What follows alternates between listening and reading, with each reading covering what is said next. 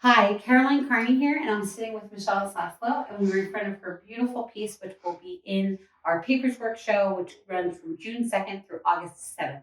Michelle, can you introduce us to your piece? Sure. It's a piece on paper, work on paper, and it is called The Softest Home.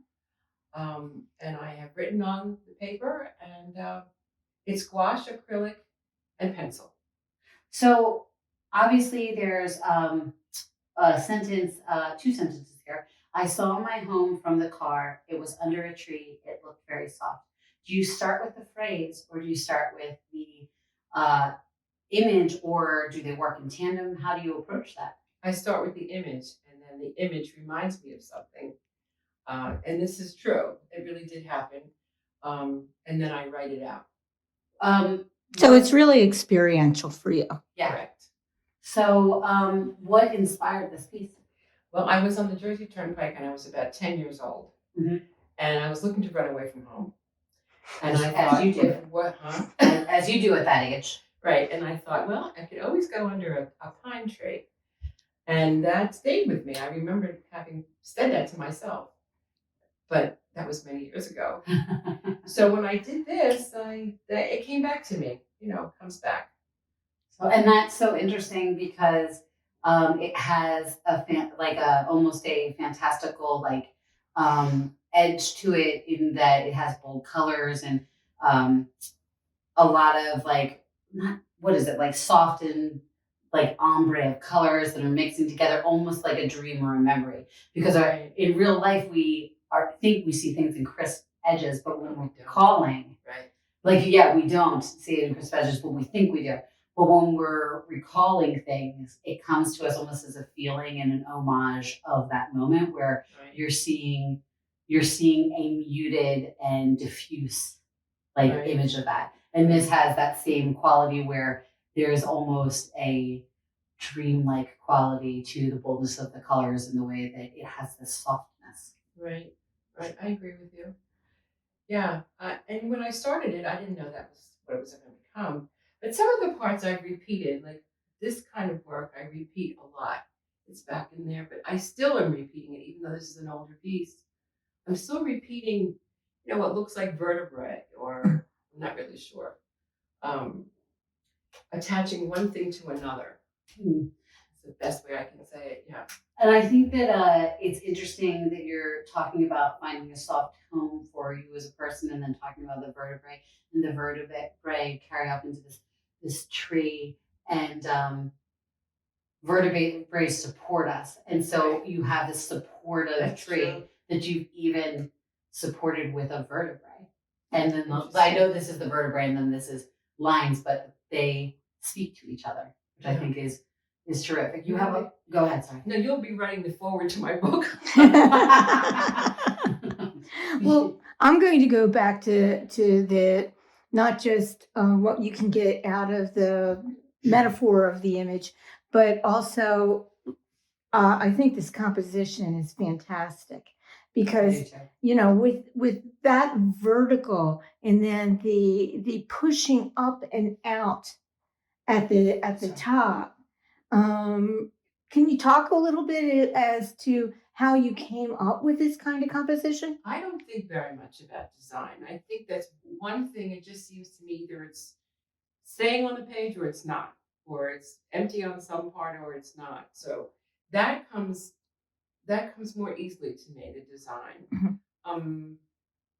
The rest of it, not as easy. I think that one of the things that I find really, I'm going to stand interesting about this is the way that these are almost opposite. So we have the warm moving to the cool, and then we have the cool with the highlights of the warm and the tree coming up through it. And they interplay so nicely because you have this grounding and this is a little bit more dense, and then you've left some negative space and openness up there. Yeah. So it really makes it feel like an environment, and it really draws your eye in and creates space for you, I think. So all these things I didn't see. Well, we also get the benefit of being a first-time viewer, so we get to we're experiencing everything new and with surprise. So everything to you that seems well, obviously, of course, You So made that's- it. No, but it doesn't. But that's interesting because when I'm done, I usually put it away, and then it's only later I take something out. But I wouldn't have had the words to say what you just say. Like I hear what you're saying, and you're right from a critical point of view. Because it's for you, it's intuitive. For me, well, it's intuitive, and also somewhere I know that story. So Yeah. to me, it all fits together. It's Makes all sense. a piece of a Right, a right. part of a Right. whole. So Well, I like to think of you like you know how you hear people say, "Oh, that's a painter of light." I don't think of you as a painter of light necessarily. I think of you as a painter of air. If we're going to get down to, the four elements, you are definitely the painter of air. And yeah, I wouldn't have said that like intuitively thought that, but even in your other piece, Yeah. like that was in this previous show, I would look at that and say, oh, this is about water, but it's actually about the water going up into the air and how it comes. Yeah. And which obviously you call it coastal mist. So, but even in your other piece, Peekaboo Dance, which is a very dense, very different piece, Right. your eye moves to the spaces that you're peeking through. Right. And you don't find her right away. Yeah, That's because not where your eye goes. Yeah. Yeah, and we don't think about it like peekaboo is looking through a pocket of air that you're looking through to find something Right. that's unobstructed. So Yeah. I would. I never felt that way when I saw my work in one whole room. I was shocked at the fact that they were all related on some level. Yeah. And I mean, I know they're all related because I did it, but visually, I never am quite sure if they're all related, but they have to be. What's so funny is we don't think of it like, not to be like too metaphysical, but like we don't think about life like that. Like our life is experienced in a moment by moment thing that then makes up the whole. It makes up the whole, and so it makes sense that our bodies of work would be like that too, where we're painting them moment by moment, even though like a moment can be a second or it can be months. We're painting them moment by moment, and then it's only when you reflect back that you can see kind of the whole.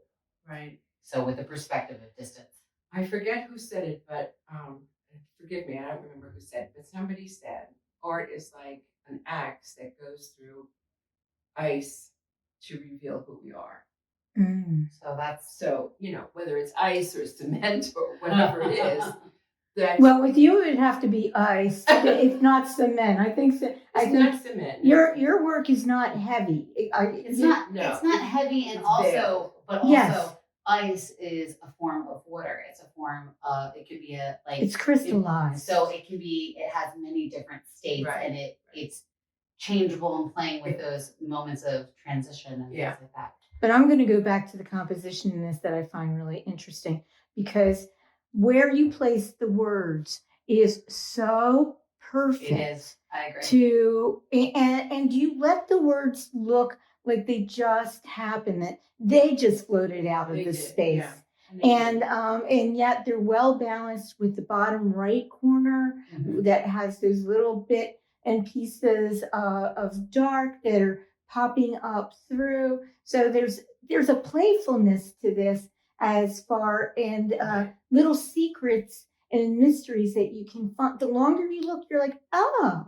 Yeah, and like it's interesting the way that you're revealing pattern, and you have the white slashes and then a similar gray slash, and then you have the dark, I'm going to guess these are a form of pastel here, and then you have them in the red here, and everything is kind of, when you look at it, you're like, initially your brain is like, oh, I see this and I see this, and it doesn't differentiate the juxtaposition of the colors and things like that. Then when you're really looking at it, I'm like, oh, look how nice it is that this color is more similar to the dark and this color is more similar to the light, and you've reversed them and all these things, which is, I think, really quite beautiful. I also have another question too. So what's making up the pattern in the blue? I almost see it as a figurative that the tree seems to be coming out of.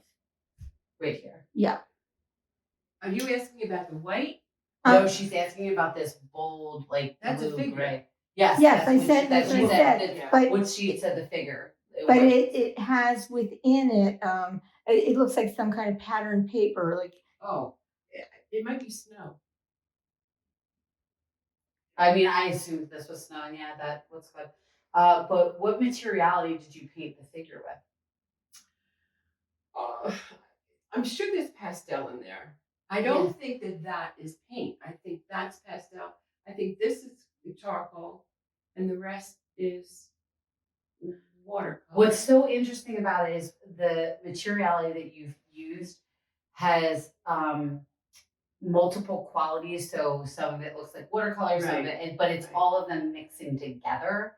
Which Yeah. yeah, so your that they're- transitions in this Yeah. are beautiful. Whereas usually people are like, I did this layer in watercolor and I did this layer in oil. You're I'm not using that all good. of them all over simultaneously. So Yeah. I think that that's really quite cool. Well, when I do layer, it's because I'm not happy. It's not because I am looking for transparency, although sometimes I do. But no, this is very direct. So This was very direct for me. I love it. Thank you. And I think the colors are great and I love everything. Thank about you it. very much. I appreciate that. So we hope that you'll come see Michelle's work in our Papers Work show, as I said before, from June 2nd to August 7th. Thank you so much for You're joining very us and welcome. sharing with Thank us. you. Thank So you. we're always glad to have you.